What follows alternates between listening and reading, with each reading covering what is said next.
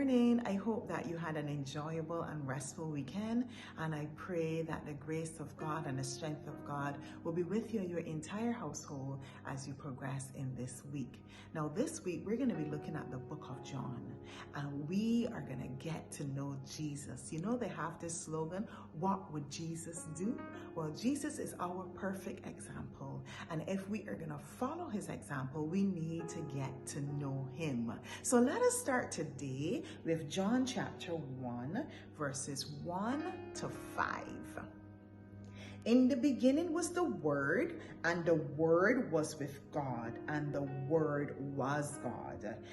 He was in the beginning with God. All things were made through him, and without him nothing was made that was made.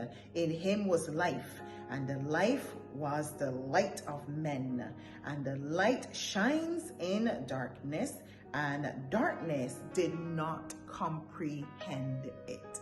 This is the Word. If we were to replace the word word with Jesus, in the beginning was Jesus, and Jesus was with God, and Jesus was God.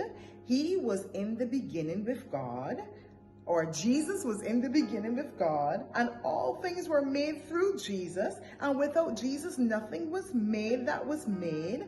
In Jesus was life, and life was the light of men. And the light shined in the darkness, and the darkness could not comprehend it. Jesus is the Word, and the Word and Jesus existed from the beginning, and all things that exist through Jesus. Jesus also took on flesh, and he came to earth, and he lived the Word, because he is the Word, the very essence of him, of who he is, his characteristics. He is the Word, and he lived as our example. The Bible that we have, that we call the Word, this is all about Jesus as well.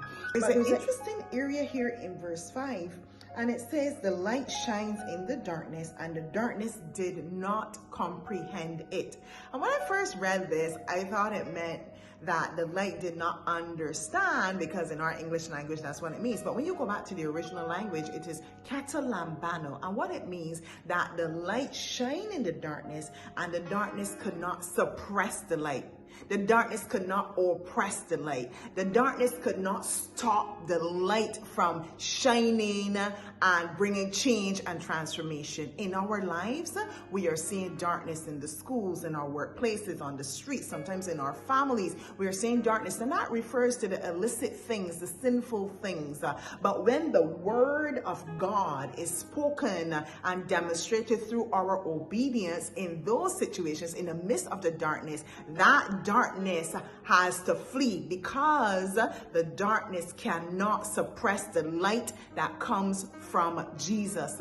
The darkness cannot suppress the light that comes from the Word. Jesus is the Word, and the Word is Jesus. So what do we do with this example? We live the Word of God, and watch how darkness will flee. When you come into a room and the room is dark, what do? Turn on the light switch. You flip it, and guess what? The lights come on, and darkness is gone. When we use the Word of God, we live by the Word of God, as Jesus has explained and demonstrated to us, that darkness has to flee. God bless you. We'll continue tomorrow.